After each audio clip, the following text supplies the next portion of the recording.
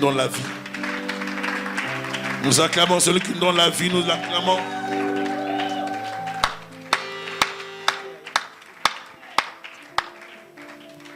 Amen.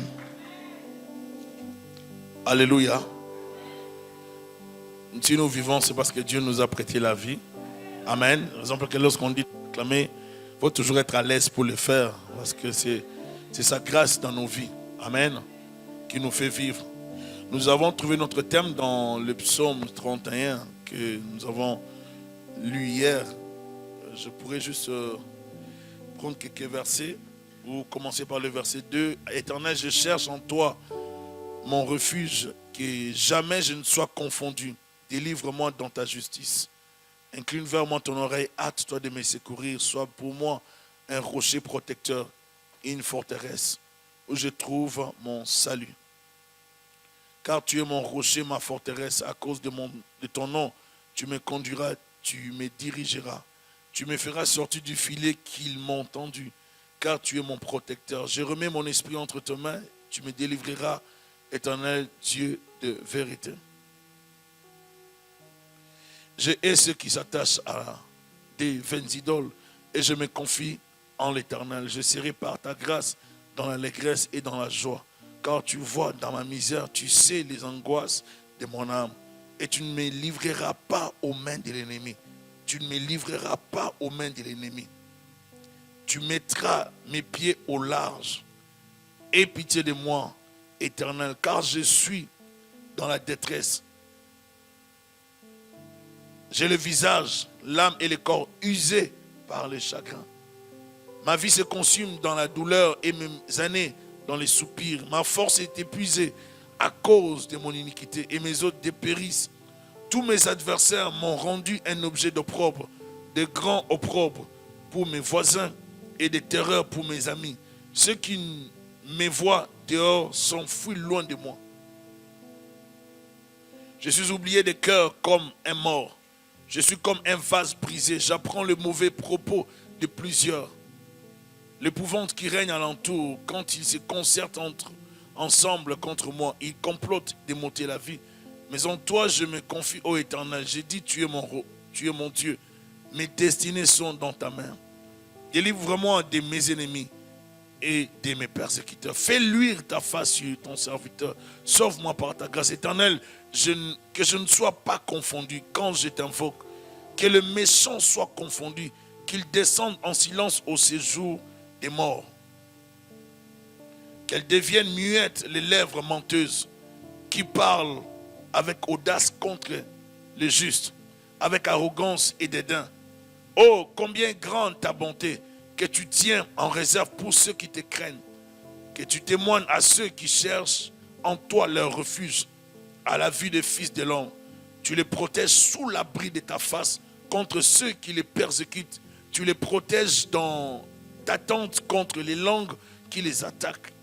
Béni soit l'Éternel, car il a signalé sa grâce envers moi, comme si j'avais été dans une ville forte. Je disais dans ma précipitation, je suis chassé loin de ton regard, mais tu as entendu la voix de mes supplications quand j'ai crié vers toi. Aimez l'Éternel, vous qui avez de la piété. L'Éternel garde les fidèles et il punit sévèrement les orgueilleux. Fortifiez-vous et que votre cœur s'affermisse, vous tous qui espérez en l'Éternel. Est-ce qu'on peut dire Amen? Amen. Un psaume qui nous parle de la protection divine et ça nous donne aussi le thème « Mes destinées sont dans ta main ». Lorsque nous lisons ce psaume, nous voyons l'accompagnement de Dieu sollicité par, n'est-ce pas, le psalmiste qui est en train de parler aussi de ces dieux qui accompagnent, de ces dieux protecteurs. Pour vivre nos destinées, pour vivre la destinée, nous avons besoin que Dieu puisse nous accompagner. Si Dieu ne nous accompagne pas, il nous serait vraiment impossible de vivre ces plans merveilleux qu'il a déjà préétablis pour nous. Amen. Et hier, nous sommes attelés sur le patriarche Abraham. Je vais revenir aussi sur les textes dans Genèse chapitre 12. Je vais prendre juste quelques portions pour nous mettre dans les textes. L'Éternel dit à Abraham, va-t'en de ton pays, de ta patrie, de la maison de ton père dans le pays que je te montrerai. Je ferai de toi une grande nation. Je te bénirai, je rendrai ton nom grand et tu seras une source de bénédiction. Je bénirai ceux qui te béniront, je maudirai ceux qui te maudiront et toutes les familles de la terre seront bénies en toi. Abraham partit comme l'Éternel le lui avait dit et Lot partit avec lui. Abraham était âgé de 75 ans lorsqu'il sortit de Charan. Abraham prit Sarai, sa femme, et Lot, fils de son frère, avec tous les biens qu'il possédait et les serviteurs qu'ils avaient acquis à Charan. Ils partirent pour aller dans le pays des Canaan et ils y arrivèrent. Ils arrivèrent au pays des Canaan. Abraham parcourut le pays jusqu'au lieu nommé Sichem, jusqu'au chêne de Morée. Les Cananéens étaient alors dans le pays. L'Éternel apparut à Abraham et dit, je donnerai ce pays à ta postérité. Et Abraham bâtit là un autel à l'Éternel qui lui était apparu. Il se transporta de là vers la montagne et à l'orient de Bethel et il dressa ses tentes ayant Bethel à l'occident et Haï à l'orient. Il bâtit encore là un autel à l'Éternel. Il invoqua le nom de l'Éternel.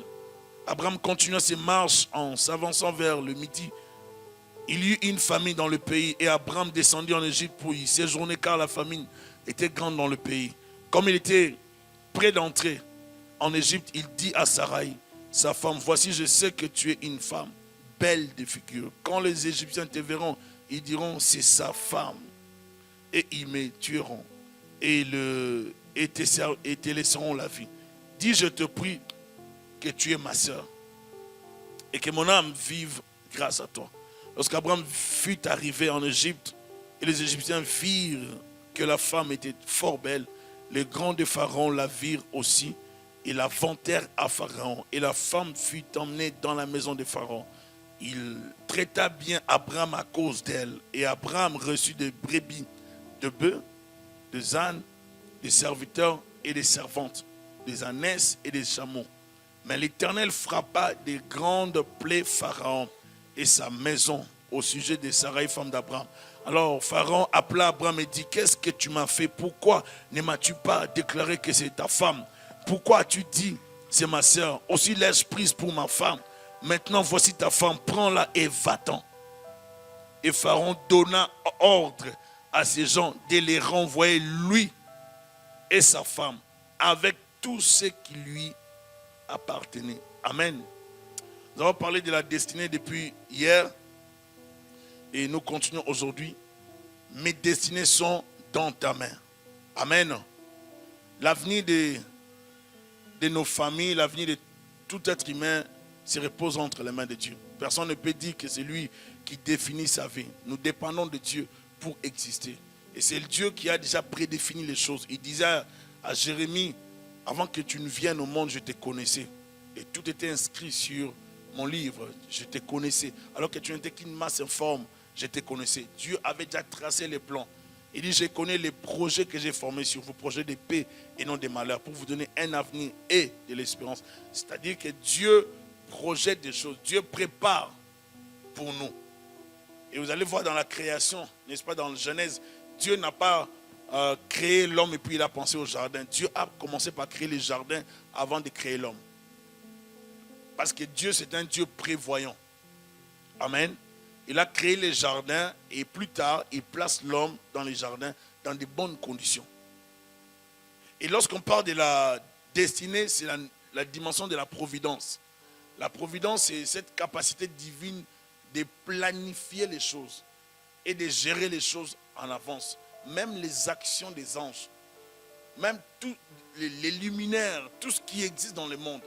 Et c'est cette dimension que Dieu a. Dieu n'est pas surpris par les événements. Dieu n'est pas surpris par ce qui t'arrive. Dieu sait tout, Dieu voit tout, Dieu planifie tout. C'est à l'homme, n'est-ce pas, de s'acclimater à la volonté de Dieu ou d'adhérer dans les plans de Dieu. Mais il arrive que la plupart du temps, nous n'arrivons pas à coopérer avec Dieu pour vivre la volonté parfaite de Dieu dans nos vies. Et nous, la plupart du temps, nous vivons la volonté permissive que Dieu permet, mais qui n'est pas la parfaite volonté de la part du Seigneur. Et ce qui fait que plusieurs ratent leur destinée. Plusieurs personnes ratent leur destinée, non parce que Dieu est incapable de les introduire dans leur destinée, planifiée d'avance, mais c'est parce qu'eux-mêmes eux-mêmes sur la terre décident de faire d'autres choses qui n'ont rien à voir avec Dieu. Il y a des exigences pour voir la main de Dieu. Dieu ne nous place pas sur la terre et commence à planifier pour nous. En venant dans le monde, Dieu a déjà béni ta vie. Dieu a déjà tracé des choses pour toi. C'est à toi maintenant de marcher sur les pas de Jésus-Christ pour voir les plans de Dieu s'accomplir dans ta vie. Abraham, Dieu d'abord l'appelle. Il dit, sors de la famille de ton père et de ta mère. Je ferai de toi une grande nation. Va-t'en de ton pays, de ta patrie, de la maison de ton père, dans le pays que je te montrerai. Dieu dit, déconnecte-toi de ces choses. Comme je l'ai dit hier, je le répète, certains milieux de vie, certains endroits constituent des points de blocage de vie. Et Dieu permet des fois qu'il y ait même des déplacements physiques d'un endroit vers un autre pour qu'on vive la main de Dieu, pour qu'on expérimente sa grâce. Et certains déplacements sont des signes de bénédiction. Alléluia. Parce que Dieu, lorsqu'il veut bénir quelqu'un, il voit les mondes dans lesquels la personne évolue. S'il te fait signe de sortir de ces milieux et que tu n'arrives pas, Dieu peut provoquer des événements autour de toi pour que tu comprennes que tu dois partir de là. Dieu peut te choquer. Dieu peut permettre des chocs autour de toi pour que tu décides, pour que tu comprennes qu'il faut partir. Certaines réalités qui arrivent, nous ne devons pas les regretter. Dieu favorise des fois certaines situations sans nous donner des explications, sans en parler dans la profondeur, dans la prophétie, même aux prophètes les plus pointus. Dieu, des fois, garde des choses pour lui seul. Pourquoi? Parce que dans les plans de Dieu, il cherche le meilleur pour nous. Dieu ne cherche pas des miettes.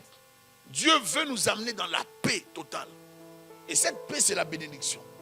Et Dieu veut nous amener dans cette dimension de la paix. Si vous voulez comprendre la paix, comprenez la paix ceci. David, c'était un homme de guerre. Salomon, un homme de paix. La paix de Salomon découlait de David. Si David n'avait pas combattu, Salomon n'allait pas avoir la paix. Amen. Parce que David était un homme de guerre, un homme de sang. Il a maîtrisé tous les voisins. Il a instauré la paix. Et quand Salomon arrive, lui il règne dans la paix. Il n'a pas combattu comme David. Maintenant, dans la période de Salomon, c'est là qu'il y a eu la prospérité. Amen. Donc, dans la paix, il y a la prospérité. C'est pour ça que lorsqu'on parle de Shalom, c'est une période dans laquelle une personne entre dans la stabilité, dans la prospérité. Où on a la paix intérieure, on a la joie, on a la stabilité, les choses prospèrent, on voit des résultats. On a demandé telle chose, ça arrive. On a postulé à gauche, ça marche. On a fait telle démarche, ça marche. C'est une période de prospérité pour toi. C'est ton temps, c'est ta période de shalom dans laquelle Dieu t'introduit pour que tu expérimentes la prospérité. Alléluia. Et il faut comprendre ça. Et Dieu savait qu'Abraham avait en lui une forte destinée. Et Dieu devait les sortir de là. Mais Abraham, dans son amour pour la famille, toujours lié dans la famille. Je ne dis pas qu'il y a un lien, mais je dis toujours lié dans la famille. C'est-à-dire son amour pour son neveu, il prend le neveu. Il arrive quelque part, le neveu lui pose des problèmes. Les serviteurs de neveu, avec ses serviteurs, vont se disputer. Il y a eu guerre. Il devait se partager, se séparer. Mais ici, on nous dit qu'Abraham, il partit pour aller dans le pays de Canaan. Et ils arrivaient au pays de Canaan. Ça, c'est très bien. C'était prophétique, comme je l'ai dit hier. Abraham parcourut le pays jusqu'au lieu nommé Sichem, jusqu'au chêne de Morée. Les Cananéens étaient alors dans le pays. Les Cananéens habitaient le pays.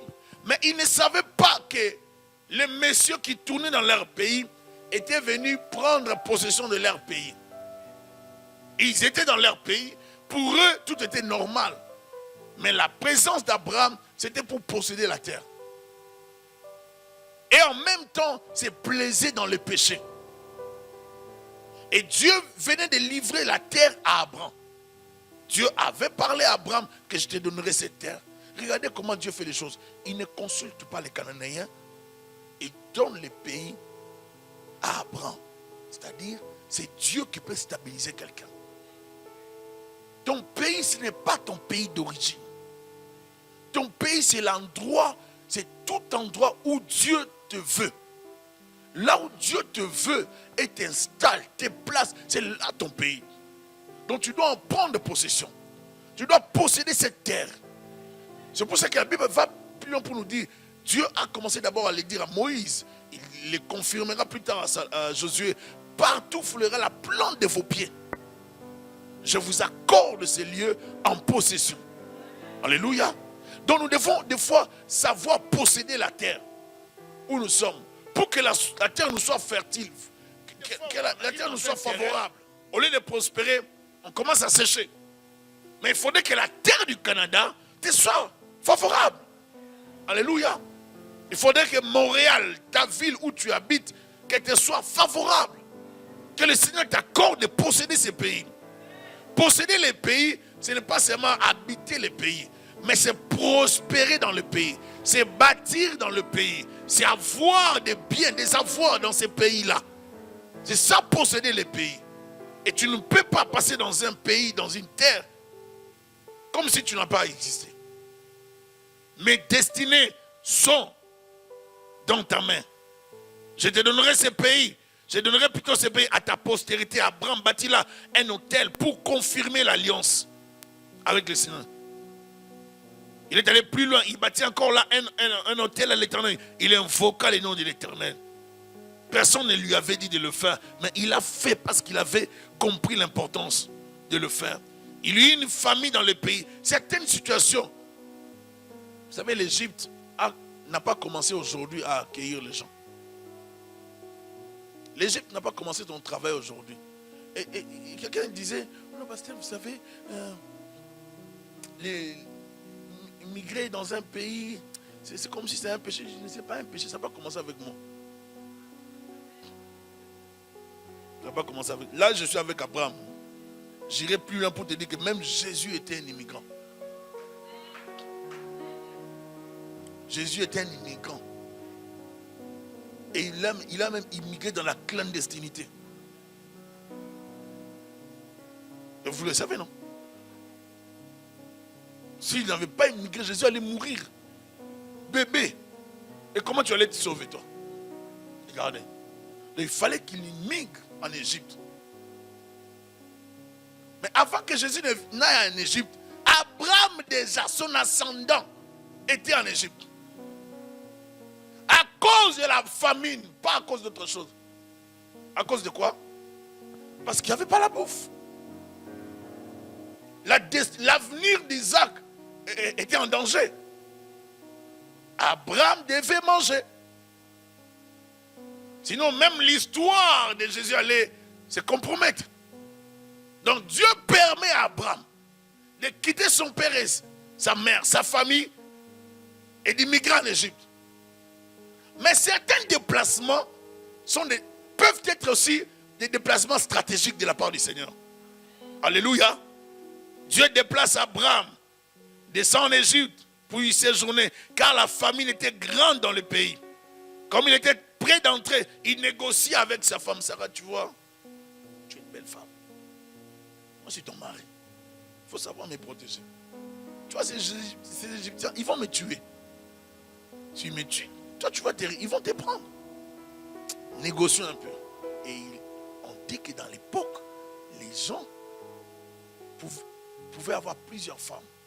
Et on pense que Sarai était une des sœurs d'Abraham. Et si on doit prendre cette option, était l'une des sœurs d'Abraham, d'une autre mère.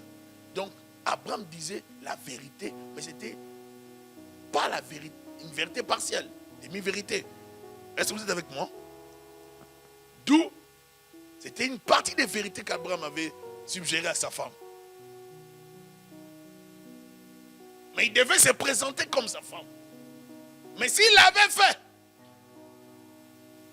vous comprenez que l'avenir du Messie allait avoir des problèmes. C'était en même temps sa femme. C'était en même temps sa demi-sœur. Alors il a choisi l'option de dire sa sœur.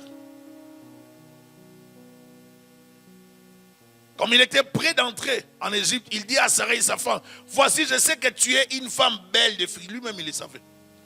Quand les Égyptiens te verront, ils diront, c'est sa femme. Là, ils vont grincer les dents, ils risquent de me tuer. Et ils me tueront et te laisseront la vie. Pourquoi? Parce que tu es belle. Dis, je te prie, chérie, que tu es ma sœur, afin que je sois bien traité à cause de toi, ma chérie. Parce qu'il faut tout ajouter, parce qu'il devait bien la préparer par rapport à cette réalité. Et que mon âme vive grâce à toi, chérie. Lorsqu'Abraham fut arrivé en Égypte, les Égyptiens virent que la femme était fort belle. Regardez, des fois les auteurs bibliques, ils écrivent des choses. Je ne sais pas vraiment quelle était. Moïse, il dit, elle était fort belle. Les grands de Pharaon la virent aussi et la vantèrent à Pharaon. Pharaon était assis. On vient lui dire, on rapporte à Pharaon. Il y a une Sarai. Pharaon dit quoi? Non, Pharaon laisse. Pharaon laisse tomber. Pharaon parle. Là, les chansons, là, ils vont parler. Non, Pharaon, non. Alors, cette femme-là, non. Elle vient avec un monsieur, mais pour moi, c'est son frère. On dit, oh, elle est comme ça, comme vous la décrivez, mais elle n'a pas d'homme. Amenez-la. La femme fut amenée dans la maison de Pharaon. Écoutez maintenant la suite de ça. Il traita bien Abraham à cause d'elle.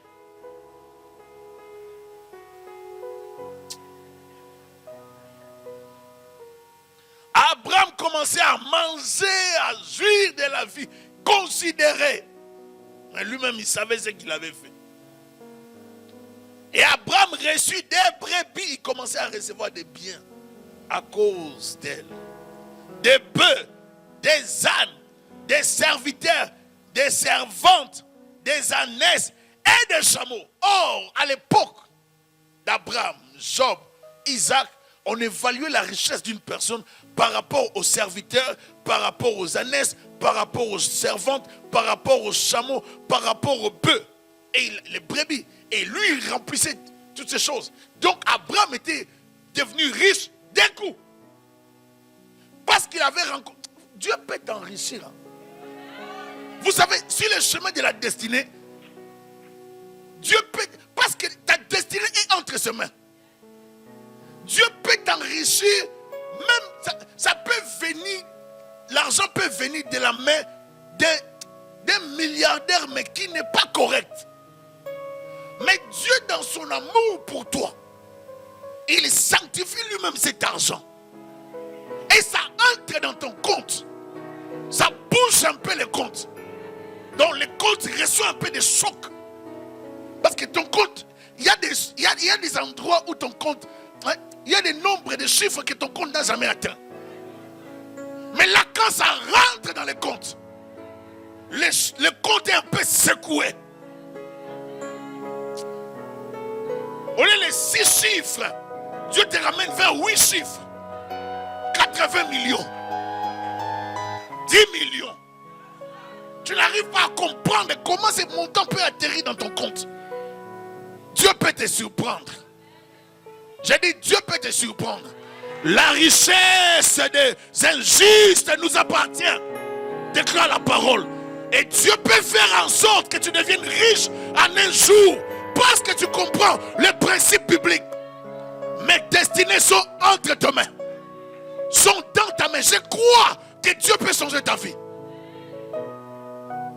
Ça peut paraître sale, mais c'est la procédure que Dieu avait choisie pour qu'Abraham devienne riche. Est-ce que je parle à quelqu'un? Les voies de l'Éternel sont insondables. Lorsque Dieu commence à faire des choses, des fois nous ne comprenons pas. Vous savez, les méthodes de Dieu peuvent nous échapper. Mais il reste Dieu. Et personne n'a le droit de les juger. Et tu ne peux même pas lui poser des questions. Regardez, voyez comment Dieu est Dieu. Abraham. Maintenant, je vais dire ceci. Ne prêtez pas la Bible ce qu'elle n'a pas déclaré. Il y a des gens qui risquent de trop développer. Non, mais lorsque Sarah était là-bas, qu'est-ce parce que là, vous irez trop loin. Il faut rester quand même respectueux. C'est la mère d'Isaac. Vous comprenez tout ça? Donc, lui, lorsqu'il a pris Sarah, si vous voulez que j'ajoute, il a pris Sarah, il a dit, oh, wow, wonderful, cute, toutes ces choses. Mais en disant toutes ces choses-là, Dieu ne lui a pas permis d'aller plus loin parce que Dieu savait que la lignée, c'était la lignée messianique. Dieu devait veiller sur la lignée messianique. Mais en même temps, Sarah devait faire des vierges pour que Pharaon continue à bénir Abraham. Est-ce que je parle à quelqu'un? Ce sont des stratégies. Je vous ai dit tout à l'heure que Sarah avait parlé avec Abraham et Dieu mettait sa main sur Sarah. Sarah continue à faire ces choses et le Pharaon, qu'est-ce que tu veux? Non, on donne ça, les brebis. C'est bon. Des servantes, on donne ça. Tu es content? Non, des samots, tu es content? Non, des bœufs, des serviteurs. Et Abraham se retrouve, il devient riche du coup. Il est classé parmi les milliardaires. Que Dieu te surprenne, mon frère, ma soeur. Je déclare que Dieu te surprenne. Que Dieu te connecte avec des pharaons qui vont t'enrichir en un jour. Que la richesse d'un président, je ne sais pas, d'Afrique, il a volé tellement d'argent. Mais à cause de l'amour de Dieu, à cause du royaume, que Dieu te donne cet argent pour que tu le mettes dans le royaume de Dieu. Est-ce que je parle à quelqu'un? Les millions qui existent, les milliards qui existent, des fois dans des banques, ça reste là-bas. En Suisse, il y a des gens qui perdent de l'argent. Ils laissent leur argent comme ça. Ça reste dans les banques, des milliards de dollars, d'euros. Que Dieu te connecte avec des bonnes personnes. Je prie pour des connexions divines. Que Dieu te place au bon endroit et au bon moment. Au nom de Jésus-Christ. Que ce ne soit pas des déclarations en l'air, mais que ce soit des connexions divines, des déclarations bénies. Au nom de Jésus de Nazareth, reçois cela. Reçois cela. Que Dieu te connecte avec des bonnes personnes. Il y a des relations qu'il faut avoir dans la vie pour saisir des montants qu'on n'a jamais saisi dans la vie. Je déclare que tu sortiras de la pauvreté en un jour. Tu ne vas même pas t'attendre à devenir riche. Tu deviendras riche à cause du royaume. Abraham était devenu milliardaire, millionnaire, riche de l'époque. Parce que Dieu voyait son intérêt. Abraham devait être bien.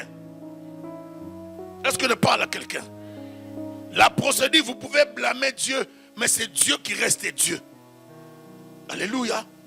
Il a amené Abraham, il a fui la famine, mais il l'a amené là-bas pour lui donner la richesse. Regardez comment Dieu peut vous donner l'argent.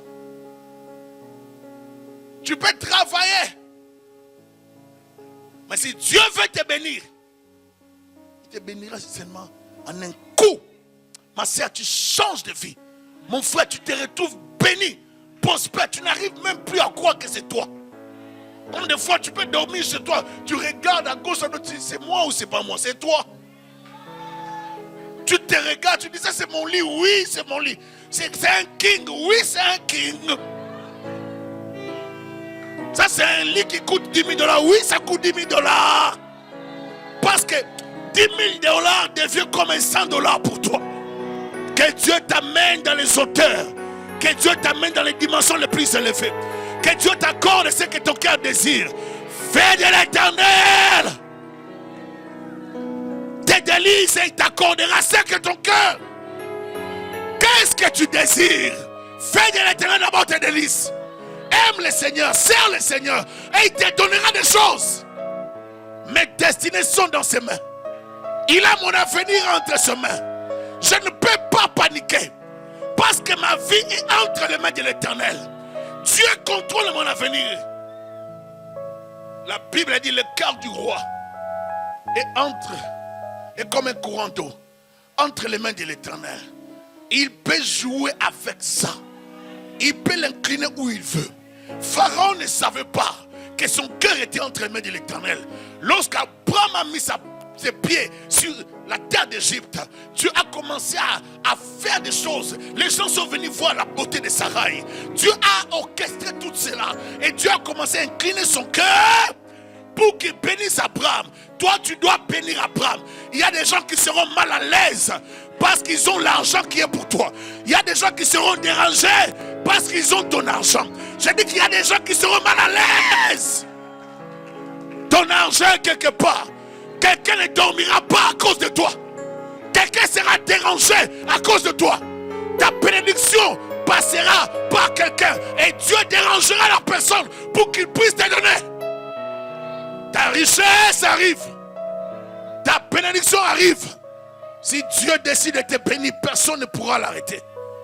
Même les rois, même s'ils ne voulaient pas. Ça ne dépend pas de ta volonté. Celui qui contrôle le cœur va incliner ton cœur. Tu donneras malgré toi. Tu peux donner en graissant les dents, mais tu vas signer ces chèques. Sinon tu vas mourir. Dieu créera des moyens. Dieu créera les moyens pour que tu puisses donner cet argent. Que Dieu te l'accorde au nom de Jésus-Christ. Que Dieu te l'accorde au nom de Jésus-Christ. Alléluia.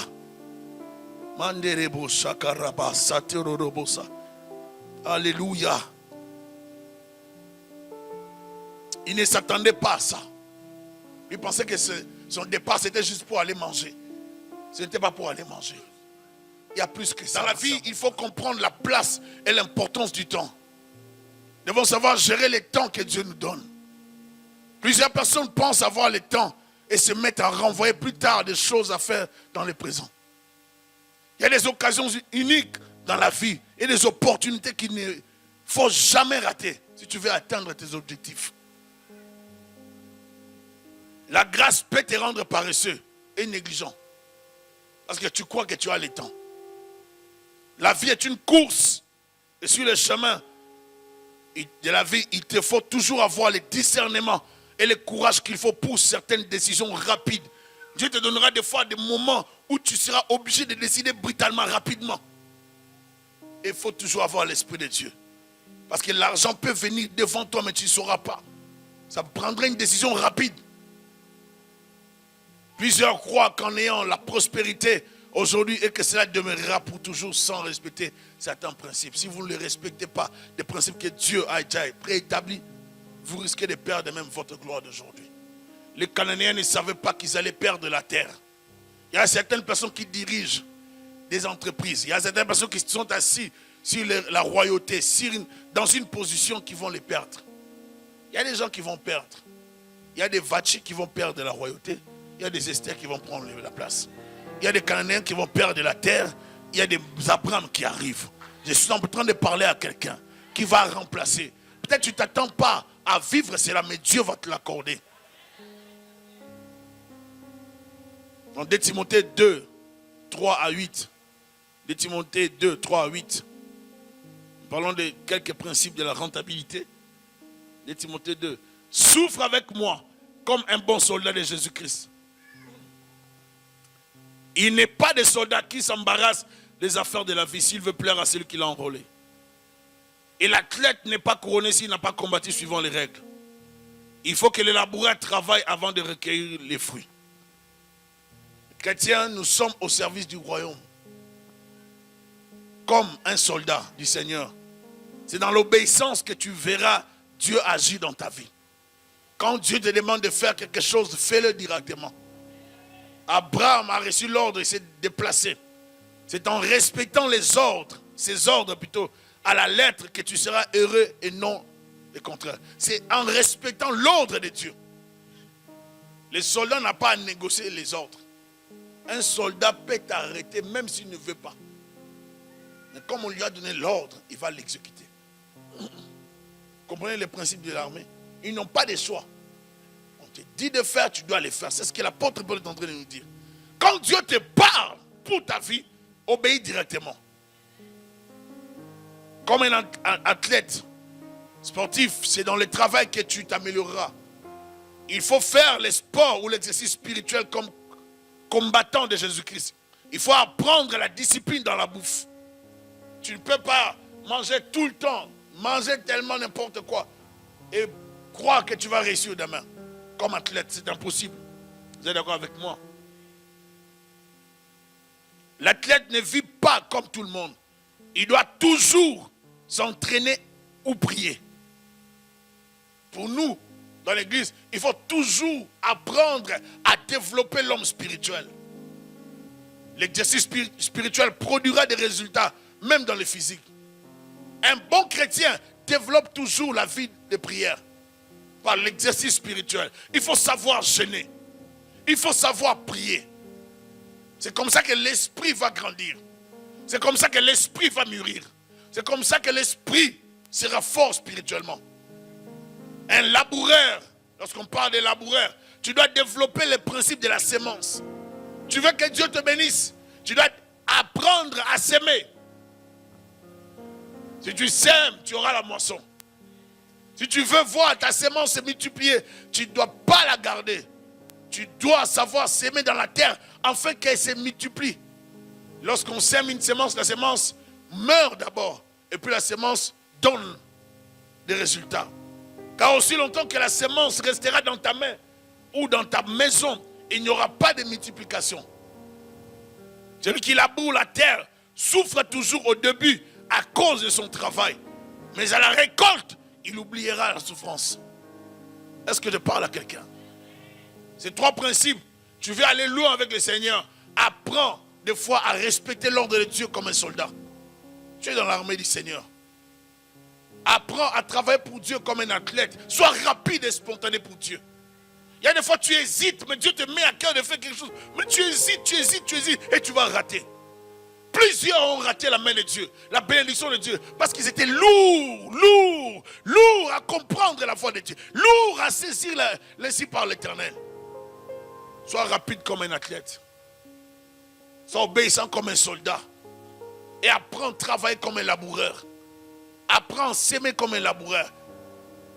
Ceux qui s'aiment avec l'art moissonneront avec chant dans les graisses. Apprends à s'aimer dans la prière. Apprends à s'aimer lorsque tu es dans la présence de Dieu. Sème dans la prière. Fais des offrandes. Fais des aumônes. Aide les gens. Soutiens les pauvres. Apprends à s'aimer. Ça va te revenir. Aide les gens. Nous avons prié pour une personne. Un jour, lorsqu'on priait pour la personne, l'Esprit parle et dit ceci. On a voulu tuer son papa, mais on n'a pas pu le tuer. Parce que c'est un homme généreux. C'est un homme généreux.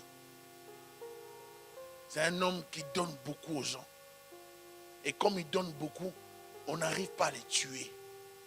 Est-ce que vous êtes avec moi?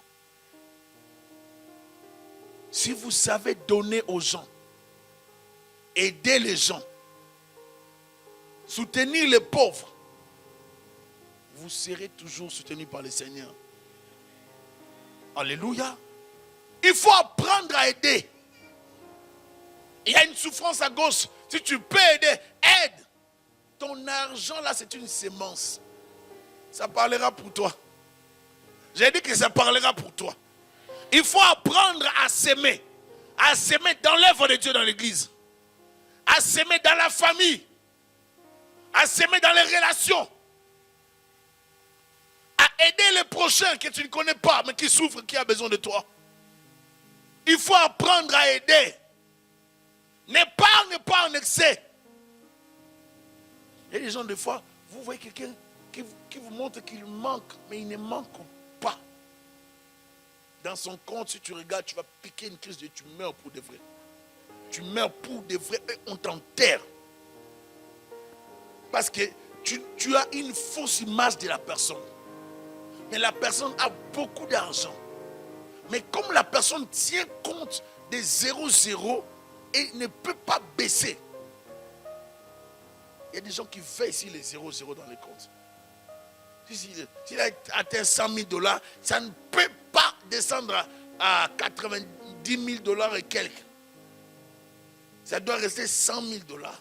S'il te dit qu'il n'a pas l'argent, alors rassure-toi qui ne te donnera même pas 100 $, même si tu pleurais. Si tu fais ça à quelqu'un qui te demande, tu es un sorcier. Tu es un sorcier. C'est ça la sorcellerie.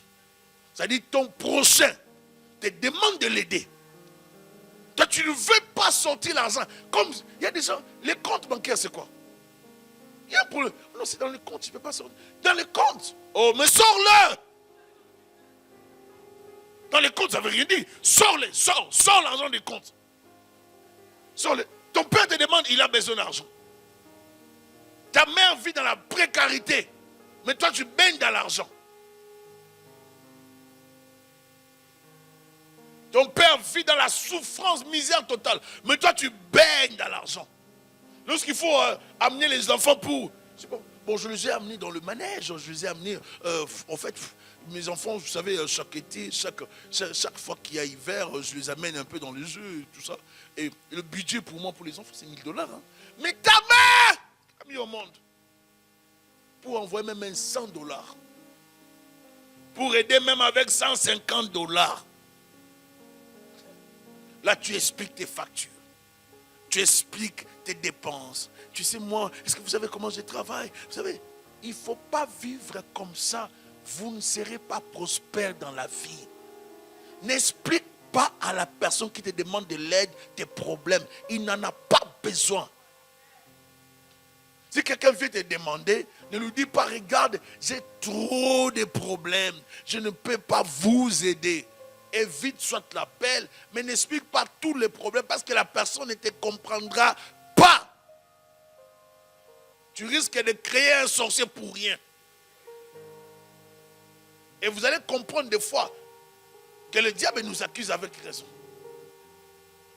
Alors travaille pour ta destinée. En obéissant comme un soldat qui ne discute pas sur les ordres donnés et qui ne pose pas de questions. Il ne fait qu'obéir aux ordres, même si cela ne lui plaît pas. Les sportifs s'entraînera tous les jours avec une discipline de fer afin d'aboutir au résultat voulu. Le laboureur ne pleure jamais sa semence. Oh, la semence, vraiment, je voulais te garder, mais je pleure. Non. Il sait que c'est dans son intérêt. Tu ne peux pas pleurer une semence. La semence est appelée à aller dans la terre. Mets-la dans la terre. Laboureur. Si moi, il y a des laboureurs dans cette salle. Car il connaît sa place et l'importance de la semence. S'aimer dans la terre. La semence donnera des résultats. Si tu veux la multiplication, apprends à s'aimer à tout moment. Alléluia. Quelqu'un vient te visiter, tu sais que la personne manque. Tu as un 50 $, donne. Il ne faut pas... Que Dieu me bénisse. Je ne vais pas trop parler. Il faut avoir un bon cœur. Si tu as vraiment ça, bénis. Fais du bien aux gens. Ne meurs pas. Il faut qu'on évite ces choses. Des fois, je vois dans les deuils, à toutes posthumes, lorsque les gens meurent. Ah, quelqu'un de bien. Ah. Même si les gens qui sont autour savent que c'était un méchant ce type. Mais tout le monde va commencer à dire pour l'honneur de la personne. On ne peut pas dire que c'était une mauvaise personne. On va dire, ah, c'était quelqu'un de bien. Quelqu'un qui aidait beaucoup. Même si on sait que ce n'est pas la vérité, mais on va dire ça. Parce qu'il faut toujours honorer la mémoire, n'est-ce pas, de la personne. Mais il faut que ça soit vrai. Alléluia.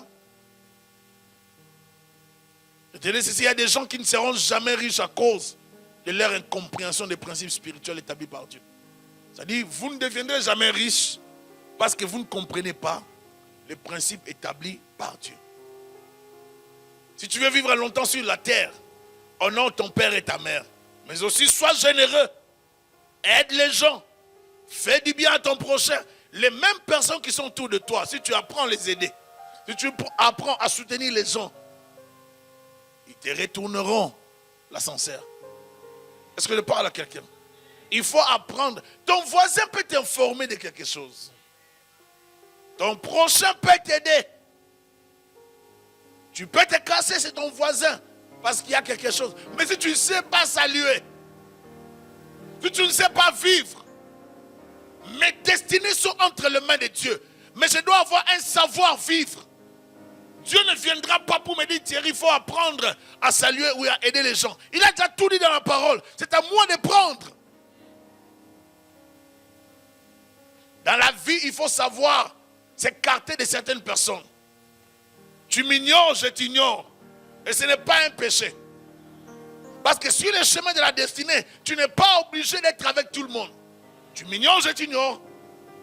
On s'ignore, mais on vit dans la paix. Vous comprenez un peu? Vous ne pouvez pas plaire à tout le monde. À chacun de comprendre qu'on n'avance jamais avec des ennemis. Vous ne pouvez jamais réussir avec les ennemis autour de vous.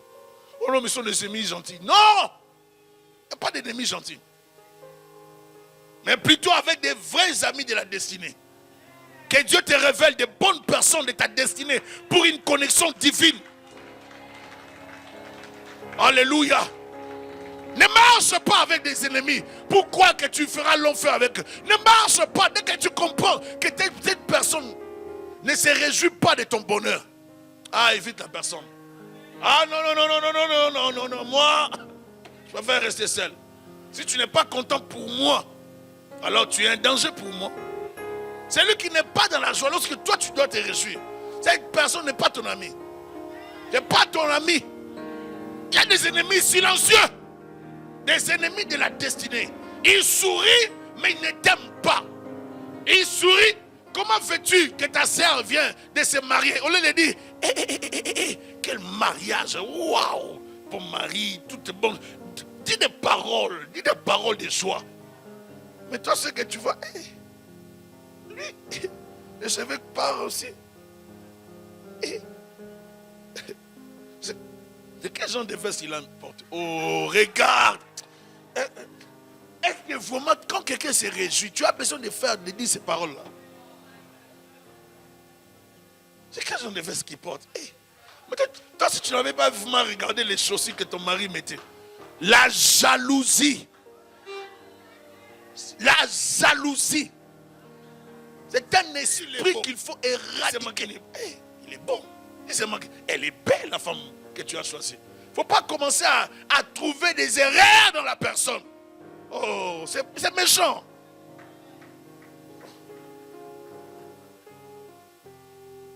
Alléluia. Si c'est la jalousie, ce n'est pas une bonne chose. Attendez que Dieu me bénisse l'année prochaine les livres sur la jalousie. Parce que je vous avais déjà dit que je suis en train d'écrire tellement que ça arrive. Hein? Ça va sortir quelques livres seulement. Nous avons tous la possibilité de faire un choix dans la vie. Dieu dit, voici je mets devant toi la mort et la vie. La bénédiction et la malédiction. Dieu dit quoi? Choisis. Nous avons tous la possibilité de choisir. Pourquoi tu échoues dans la vie? Ce n'est pas la faute de Dieu. On a trop accusé les démons et les sorciers. Je ne suis pas venu les défendre. Mais je suis venu dire, certaines situations, ça n'a rien à voir avec Satan.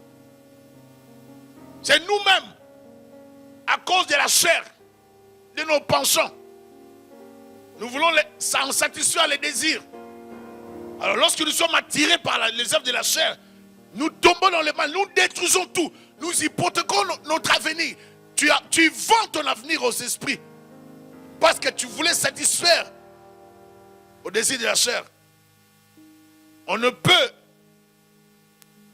pas servir Jésus-Christ avec un copain comme je l'ai dit hier. Ou une copine. Comme d'autres disent, ça commence toujours comme ça. Ça ne commence toujours pas comme ça. Je suis désolé. C'est un faux message que tu as eu. Joseph n'était pas le petit copain de Marie. Isaac ne l'était pas non plus de Rebecca. Jacob ne fut pas le petit copain ou petit ami de Léa Rachel. Que tu appelles petit copain ou petit ami.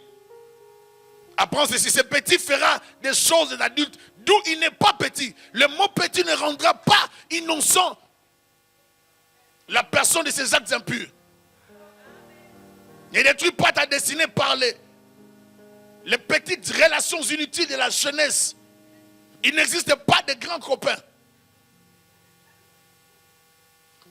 Ton copain est un petit copain, même si tu le prends à ton âge adulte. Ton copain est un petit copain. Vous allez voir une grande personne très avancée, oh mon petit copain. Comment est-ce que vous appelez petit? Le fait de l'appeler petit ne fait pas de lui un saint. C'est sale. Je répète ceci. Il n'existe pas de grands copains. Tout copain est un petit copain. Même si tu le prends à ton âge adulte, on l'appelle toujours petit copain. Même le mari d'autrui est un petit copain. Alors attention! On commence toujours par les fiançailles. Oh non, mais ça commence... Non, ça ne commence pas dans le péché. Ça commence par les... Nous les chrétiens, nous commençons comme ça. C'est comme ça que Dieu a fait les choses. On doit commencer comme ça. C'est apprendre où à laisser. Si tu ne veux pas, ben, consacre-toi au Seigneur, alors vis comme ça. Mais si tu veux, alors prends ça comme ça. Commence les fiançailles, viens, prends la fille, respecte-la. Il n'y a rien dans les fiançailles. Oh non, non, il n'y a rien. Ne faites rien, il n'y a rien, il n'y a pas de justification. Oh non, non, il n'y a rien. Rien. Jusqu'au mariage. Quelqu'un me dit amen, hein? C'est ça l'évangile, bien-aimé. Il n'y a rien. De toute façon, celui qui ne respecte pas ces principes tombera dans le piège de l'ennemi. Il va les regretter toute sa vie. Tu vivras avec des remords. J'aimerais déclarer ceci pour te dire que ton heure arrive. Moïse mourut avant son heure, prévue dans les plans de Dieu. Il avait une destinée de faire entrer Israël dans la terre promise. Mais Dieu avait décidé de ne pas le laisser entrer dans la terre promise. Malgré son privilège qu'il avait de parler avec le Créateur comme un homme parle à son prochain. Moïse parlait avec Dieu. Mais Dieu va dire à Moïse, tu n'entreras plus. Moïse va dire, Seigneur, fais-moi grâce. Dieu lui dira d'arrêter de demander d'entrer dans la terre promise. Car la décision était déjà prise. Dieu va dire à Moïse, ne demande plus, ne prie plus, c'est fini. Tu n'entreras plus. Ne détruisez pas la grâce que Dieu vous accorde. Sinon Josué va vous remplacer. Vous pouvez avoir des promesses et les rater. Votre position de Moïse ne vous positionne pas pour que vous puissiez désobéir aux ordres de Dieu. Dieu n'a pas dit de frapper des fois, ne frappe pas des fois. Parce que tu es sous la colère. Il y a des choses qu'il ne faut pas faire dans la vie. Lorsque je dis on doit obéir comme des soldats aux choses de Dieu. Moïse a raté d'entrer dans la terre promise à cause de la pression du peuple. Il a vu de loin la promesse. Dieu lui a permis de voir de loin. Ma soeur, mon frère, Moïse parlait avec Dieu comme un homme parle à son prochain. Il ne prenait pas la grâce de Dieu en vain. La grâce est trompeuse. Lorsqu'il parlait avec Dieu, il avait bénéficié de la grâce. Mais il ne devait pas se prendre comme un Dieu. Alors Dieu va dire, tu n'entreras plus Moïse. Or Moïse, ce n'était pas n'importe qui. Moïse pouvait te regarder comme ça, puis tu disparais. Moïse, vous jouez avec Moïse. Mais la terre va s'ouvrir. On ne joue pas avec Moïse. Il y a des gens dans la Bible, lorsque nous les voyons, ils avaient une dimension, on se demande, Dieu avait fait de Moïse un Dieu ou quoi? Moïse avait une dimension très élevée dans la puissance. Moïse avait la dimension très élevée dans la puissance. Ce n'était pas des petites onctions. Moïse avait une dimension, je dirais même divine. Il avait une forte onction. De telle sorte que si Moïse était mort et qu'on l'avait enterré quelque part, les gens allaient l'adorer. Les gens allaient l'adorer. Raison pour laquelle Dieu avait dépêché son ange pour récupérer son corps. Donc vous voyez avec qui on a affaire ici. On n'a pas affaire à un homme comme tout le monde. Un homme ordinaire, mais en qui Dieu avait investi beaucoup. Mais, par rapport à l'obéissance, Dieu ne négocie rien. Sur le chemin de la destinée. Faites attention par rapport aux ordres de Dieu. Quand Dieu dit que ce n'est pas ça, ce n'est pas ça. Quand Dieu dit que c'est noir, c'est noir. Apprenons à obéir à Dieu. Ne vis pas dans la compromission, tu risques de perdre ce que Dieu avait envie pour toi. Le plan de Dieu, ce n'était pas que Moïse arrête en chemin. Le plan de Dieu était que Moïse arrive jusqu'à Canaan. Et regardez comment Moïse s'est arrêté en chemin. Vous êtes avec moi? Il y a des choses que nous ne devons plus faire. Et Dieu le remplaça par son serviteur Josué, qui travaillait fidèlement auprès de Moïse. Dieu ne l'a pas remplacé par quelqu'un d'autre. Ce n'est pas quelqu'un qui était à côté de lui. Il apprenait par observation. Il apprenait par conseil lorsque Moïse lui donnait des conseils. Il apprenait par coaching, l'encadrement. Il apprenait par son dévouement dans le service divin auprès de Moïse. C'est pour cela que la Bible dit de lui, Josué, serviteur de Moïse et non serviteur de Dieu. Parce que sa relation ne passait pas directement par Dieu, il passait par Moïse. Dieu le reconnaissait par Moïse. Parce que la personne que Dieu avait établie, c'était Moïse. Et Dieu ne voyait que Moïse comme représentant d'Israël. D'où Josué était le serviteur de Moïse, avant de devenir le serviteur de Dieu.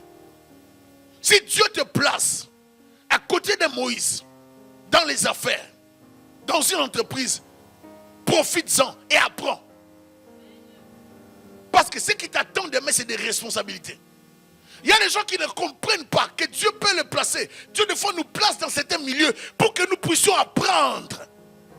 Mais plusieurs pensent que Dieu leur dira, toi tu vas remplacer, toi tu feras. Dieu ne le dit pas. C'est à toi de comprendre que c'est ta saison, c'est ton temps, c'est une opportunité d'apprendre. Mes destinées sont entre tes mains. Mais tu dois travailler pour ta destinée. Si tu ne t'investis pas à devenir un homme excellent dans la vie, tu ne le deviendras jamais, même si c'était une prophétie qui était sortie par un prophète puissant. Tu ne le deviendras que lorsque tu t'appliqueras dans une discipline pour atteindre l'objectif.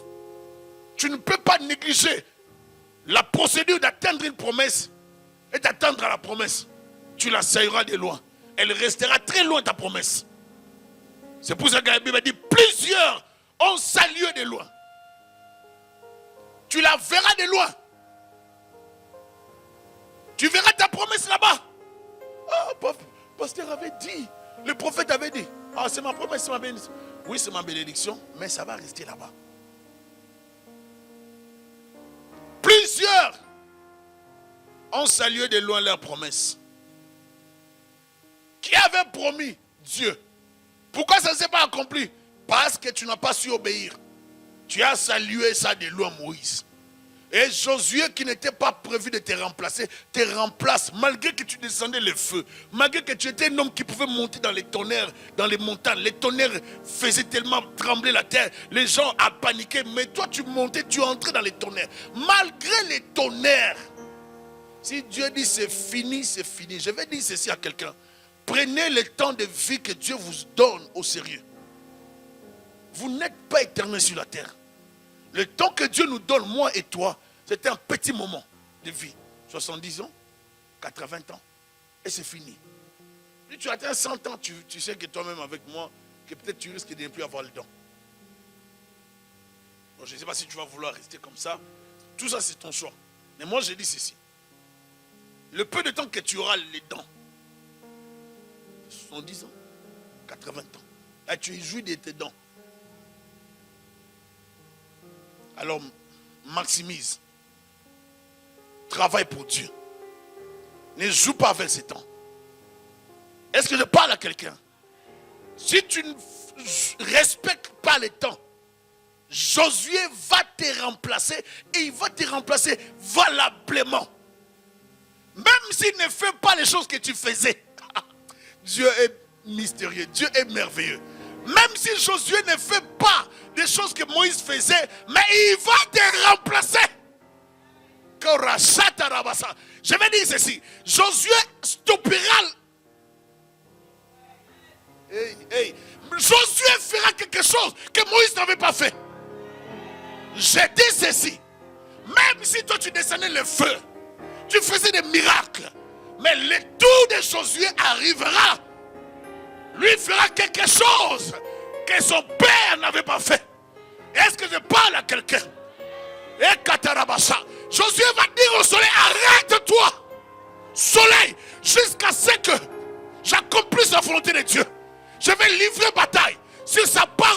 Moïse s'est arrêté. Il y a des Josué qui arrivent pour remplacer certains Moïse. Je dis ceci. Il y a des Josué qui arrivent. Il y a des Josué qui arrivent. Peut-être que tu ne te connais pas, mais je dis que tu as l'onction de Josué. Lorsque Dieu dira que c'est ton temps, ma sœur, qu'on le veuille ou pas, mon frère, tu entreras dans ta saison Josué et tu stopperas la lumière. Hey, Josué a l'onction de stopper le soleil pour voir ses ennemis en face, afin de les combattre en face, afin de les attaquer en face. Je suis en train de parler de Josué, un homme de guerre et de victoire, un guerrier. Tu auras l'onction de Josué parce qu'il y a certaines personnes qui sont en train de plaquer. Ça prend un guerrier. Que Dieu te donne l'onction de Josué pour changer les choses dans ta famille. Que Dieu te donne l'onction de Josué pour stopper les sorciers. Josué n'a pas peur des combattants. Il n'a pas peur d'une armée. Lui dit au soleil, arrête-toi, je dois bien le voir. Que je vous voie bien, vous voulez m'attaquer? Je dois bien vous voir. Josué, c'est un guerrier, un homme de guerre et de victoire. Malgré tes exploits, Moïse, tu partiras. Et Josué arrive. Un simple serviteur, mais qui devient puissant. Dieu va lui dire seulement quelques phrases. Arrête de pleurer, mon serviteur Moïse. C'est toi qui vas conduire ce peuple. Fortifie-toi, prends courage. Fortifie-toi, prends courage. Fortifie-toi, prends courage. Plusieurs fois. Fortifie-toi, prends courage. Fortifie-toi, prends courage. Fortifie-toi, prends courage. Fortifie-toi, prends courage. Que ce livre de la loi ne s'écarte pas de ta bouche. Médite-le nuit et jour, afin que tu aies du succès dans toutes tes entreprises. C'est alors que tu réussiras. La réussite de ta vie est dans les livres. Dans les livres de vie. Dans la méditation de la parole, dans l'application de la parole, en appliquant la parole de Dieu, tu réussiras et tu entreras dans ta destinée. Je le déclare, sois béni. Sois béni. Je déclare que cette année va s'achever avec une forte gloire sur toi. Je t'interdis d'entrer dans l'année nouvelle avec les échecs de cette année. Je t'interdis d'entrer dans l'année nouvelle avec les blocages, avec les célibats. Je te sors de programme de famille. Je t'introduis dans une destinée de gloire. Mes destinées sont dans tes mains. Sakatayabasa. Mes destinées sont dans tes mains. Il prend mes destinées. Il prend ma vie. Je le crois. Tu ne seras... Il y a des riches dans cette église. Il y a des riches dans cette église. Il y a des serviteurs dans cette église. Il y a des pasteurs dans cette église. Il y a des prophètes dans cette église. Il y a des évangélistes dans cette église. Il y a des hommes d'affaires dans cette église. Il y a des PDG dans cette église. Il y a des médecins dans cette église. Il y a des avocats dans cette église. Il y a des députés dans cette église. Je libère toutes ces choses dans cette église. Reçois cela. Ne restez pas pauvres. Ne restez pas au même niveau. Ta vie doit changer. Mes destinées sont entre tes mains. Éternel Dieu de gloire, je te confie ma vie. Je te confie mes soeurs. Je te confie mes frères. Nos vies dépendent de toi. Nos destinées se trouvent entre tes mains. Nous ne voulons pas rater nos vies. Tu ne rateras pas ta vie. Je sais que le Seigneur va faire des choses dans ta vie. Je sais que cette année qui arrive, il y a des bonnes choses qui arrivent pour toi. Ce ne sont pas des slogans, ce sont des vérités que je dis. Dieu ne te laissera pas seul. Il t'introduira dans une série d'étonnements, de bénédictions qui vont te surprendre et tu seras tout au long de la joie. Que cela t'arrive. C'est le Kotoroposata. Que cela t'arrive. Que cela t'arrive. Que le Seigneur te visite. Qu'il te visite. Oh, Rabakatamaya Sekete. Sipo Tarabaya Katarabase. Lipo Zenderebo Katarabake. Des prophétesses, je les libère. Des prophètes, je les libère. Des pasteurs, je les libère. Des ministres de Dieu, je les libère. Des ministres dans le monde, je les libère. Des comptables, des médecins, brokosata, des juristes, avocats, les administrateurs, recevez qu'il y ait des notaires dans cette église. Qu'il y ait des notaires dans cette église. Oh, Rakatama Yashende Robosa. Des médecins chefs dans cette église. Au nom de Jésus de Nazareth, reçois tout ce que je déclare. Que tes enfants aboutissent dans leurs études. Mandeka Yabasoto. Deviens infirmier chef Katarabashike. Barabasha Prokoto Robosa. Personne ne t'arrêtera sur ton chemin de ta destinée. Deviens grand. Va plus loin. Que rien ne t'arrête. Les démons, les sorciers ne pourront pas t'arrêter. Que Dieu t'évite les erreurs. Ne t'arrête pas en chemin. J'ai dit va plus loin. Sois une bénédiction pour tes parents. Sois une bénédiction pour ta famille. Sois une bénédiction pour ton mari. Une bénédiction pour ta femme. Sois une bénédiction. Je déclare sur toi la grâce et la faveur de Dieu. Je déclare sur toi la grâce et la faveur de Dieu. Je suis en train de te bénir. Là où il y avait la maladie, que la guérison germe. Là où il y avait la mort, que la guérison germe. Je te bénis. Je te bénis. Je te bénis. J'ai dit pour toi, j'ai choisi la bénédiction. Pour toi, j'ai choisi la bénédiction. Reçois cela. Reçois cela. Reçois cela. Les batarakataya mashakete. Qui t'accorde la gloire, la grâce. Que la bénédiction puisse te prendre comme un manteau. Et que ta vie change, mon frère, ma soeur. Je ne te vois plus au même niveau. Je ne te vois plus au même niveau. Ne reste pas, s'il te plaît. Je ne te vois plus au même niveau. Dieu va te surprendre. Je te bénis de tout mon cœur. Je te bénis de tout mon cœur. Sois béni. Sois béni.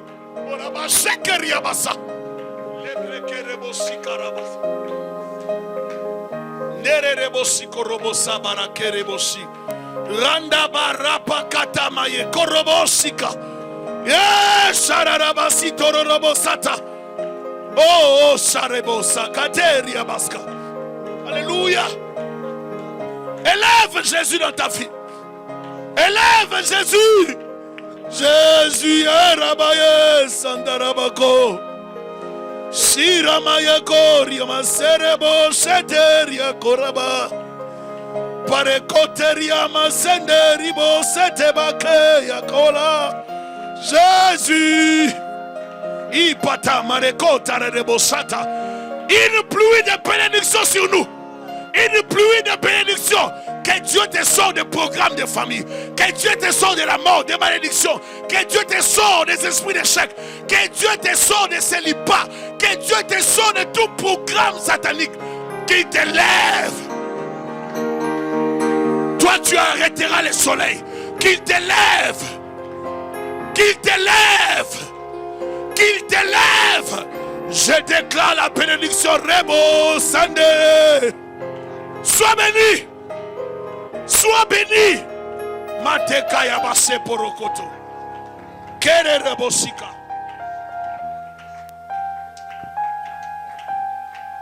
Rekabalalaba shendebeleke sakarababa. Robaba shendebeleke sakarababa. Je ne sais pas comment tu reçois la bénédiction de Dieu ce soir, mais je te dis que ça se passe maintenant. C'est maintenant que tu es béni. C'est maintenant que Dieu te touche. C'est maintenant que Dieu te transforme en une nouvelle personne. Au nom de Jésus, la Bible dit, je rendrai ton nom grand. C'est maintenant que ça se passe. Rekabala shatamamama. Nous sommes debout. Nous recevons la bénédiction de Dieu. Rekobo shatabalaka. Remamama satabalaka. Lève-toi là où tu es. Rokaba shatabalaka. Robobo satamanaka. Remama shetebeleke. Commence à confesser cette bénédiction. Commence à le confesser dans ta maison, dans tes enfants, dans tes finances. Skorabala shatabalaka. C'est la bouche de l'Éternel qui a parlé. Rokaba setebeleke. Oraba shakarababa satamanaka. Rokobo shendebelelebe sakarababa. Rakababa shendebeleke sararaba shete. Alléluia Seigneur. Nous recevons ta bénédiction, Jésus. Nous croyons à l'œuvre de la croix. Nous croyons que nous sommes bénis et que quelque chose s'est passé ce soir. Rokabala Sata. Les chaînes sont tombées à travers cette parole. Rikobo Sata Balaka. Obabachete. La pauvreté est tombée dans le nom de Jésus. La stérilité est tombée dans le nom de Jésus. Rakabala Sete Beleke. Romama Shanda Balaka. Rikobo Sete Beleke. Alléluia, alléluia. Rikamasata Maike. Oh Seigneur, merci parce que tu as tourné ton regard vers nous. Tu as fait luire ta face sur nous ce soir. Jésus, sois élevé plus haut, Seigneur. Alléluia. Skorabala Shanda Balaka. Le Dieu de la promesse. Ce soir, tu as essuyé nos larmes. Le Dieu de la promesse. Ce soir, tu as mis, Seigneur, une virgule, Seigneur, là où l'ennemi voulait mettre un point. Jésus, Jésus. Oh Baba Shende Beleke Sokorobobo. Alléluia. Shandalalabasete. Brekabala Satalalabashete. Oh Seigneur, ce soir, nous pouvons, Seigneur, arrêter le soleil parce que nous sommes de la génération de Josué. Tu nous as dit, fortifiez-vous, prenez courage. Fortifiez-vous, prenez courage. L'Éternel est avec nous. Il ne nous abandonnera pas. Il ne nous délaissera point. Rokabala Shende Beleke. Alléluia. Sokorobobo. Shandalalabaseke. Rondabalalabashete. Le Dieu de la promesse. Rikabasete. Le Dieu qui essuie les larmes. Jésus. Jésus-Christ de Nazareth. Rikabalasete. Nous croyons, Seigneur, que nous terminons cette année avec toi et nous croyons que nous décollons 2016 avec toi. Rebobo Shatabalaka. Nous ne craindrons rien car tu es avec nous. Nous ne craindrons rien car tu es avec nous. Que 1000 tombent à mon côté et 10 000 à ma droite, je ne serai pas atteint. De mes propres yeux, je regarderai et je verrai la rétribution des méchants. Au nom de Jésus, au nom de Jésus, au nom de Jésus. Rebo Satabalaka, Brendebeleke. Le bonheur et la grâce m'accompagneront tous les jours de ma vie, accompagneront mes enfants, accompagneront mon mari, accompagneront ma famille. Au nom de Jésus, au nom de Jésus. Rebobo Satabalaka. Rebaba Sendebeleke. Mes greniers ne manqueront de rien à cause de toi, Seigneur, à cause de ton nom. Oh, l'Éternel est mon berger. Je ne manquerai de rien. Je ne manquerai de rien. Même dans la vallée de l'ombre de la mort, je ne crains aucun mal, car tu es avec moi. Tu me sors de la fosse. Tu me sors de la mort. Tu me sors de la maladie. Tu me donnes la vie. Et la vie en abondance. Et la vie en abondance. Et la vie en abondance. Jésus, Jésus, Jésus, le prince de vie. Oh, le shalom. Jésus, l'homme de Galilée. L'homme de Galilée. Merci. Merci pour tout. Merci pour ta présence. Rakabasete beleke. Alléluia, Jésus. Rokabalasete. Tu es élevé au-dessus de tout. Tu es élevé au-dessus de tout. Rakabalachete. Merci pour ta bénédiction ce soir. Merci parce que tu as tourné ton regard vers nous. Tu as fait luire, Seigneur, ta face sur nous, Jésus. Ta lumière sur nous ce soir. Seigneur, nous te disons merci. Merci pour ta parole. Merci pour l'instrument que tu t'es choisi. Oh Seigneur, bénis ton serviteur.